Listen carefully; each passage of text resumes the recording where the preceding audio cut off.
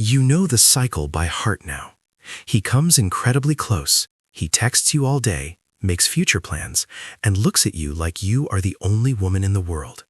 You finally let your guard down and trust him. And the very next day, a switch flips. He goes cold. He takes hours to reply. His answers are short, and he creates a wall of ice between you. Right now, your anxious mind is screaming, telling you that you did something wrong or that you were not enough.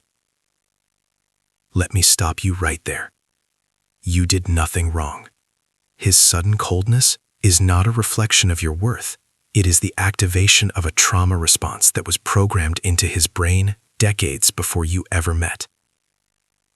Today, we are going to look under the hood. I am going to show you how avoidant attachment actually works and why he always distances himself right when things get good. When he pulls away, the most common advice you will hear is, if he wanted to, he would. Friends will tell you he is just playing games or keeping his options open. But relationship psychology tells us a completely different, much darker story. A man with avoidant attachment is not playing a game. He is surviving a perceived threat. To understand this, you must understand how his nervous system is wired. For you, emotional intimacy feels like coming home. It is safe, warm, and regulating. But for the dismissive avoidant, emotional intimacy feels like a trap. When you get close, his brain does not release dopamine, it releases cortisol. His internal alarm bells start ringing. He distances himself not because he is devoid of feelings, but because those feelings are overwhelming his capacity to process them. He suppresses his emotions because to him, vulnerability equals severe danger.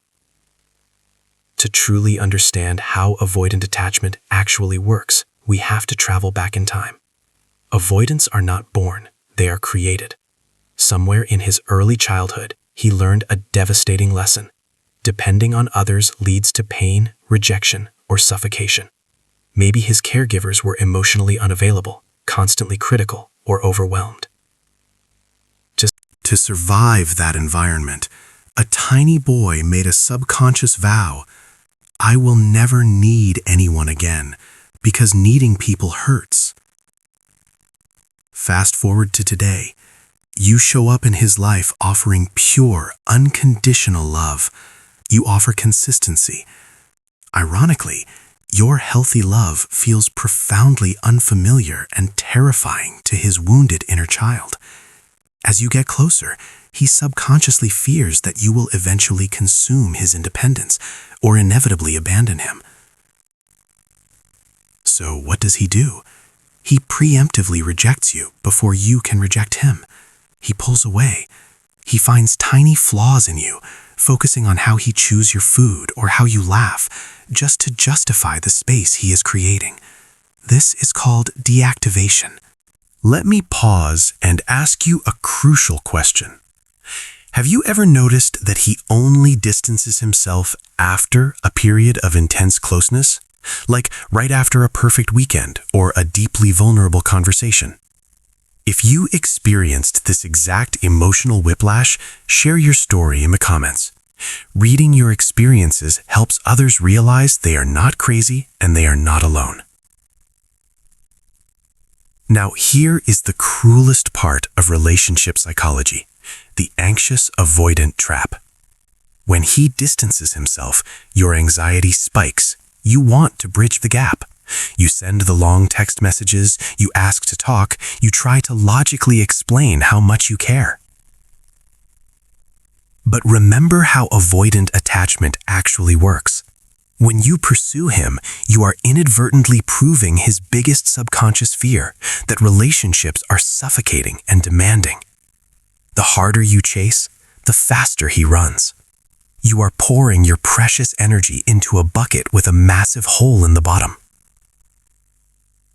He wants to be loved, but he is fundamentally terrified of the cost of that love. He lives in a perpetual state of starvation, yet he pushes away the very food that could save him. And while he is trapped in his own psychological prison, you are the one left bleeding on the outside, constantly trying to pick the lock to a door that only opens from the inside. So, how do you break this exhausting cycle? First, you must accept a hard, painful truth. You cannot love the avoidance out of him. No amount of patience, understanding, or perfect behavior from you will fix his nervous system. Healing avoidant attachment requires him to do the deep, uncomfortable shadow work himself. When he pulls away, your absolute best response is to do nothing. Do not pursue. Do not panic. Do not punish. You must radically detach and redirect all of that intense focus back onto your own life. When you stop chasing, you stop feeding his fear of suffocation.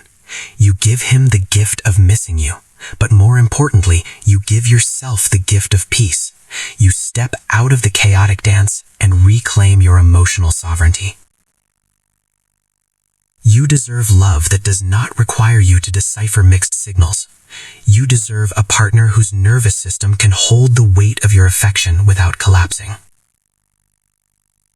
If this message resonated with you today, and you are ready to stop chasing and start mastering your own emotional power, I gently invite you to subscribe to this channel. Together, we will navigate the deep psychology of relationships so you can stop being confused and start feeling secure. Take deep breaths, protect your peace, and I will see you in the next video.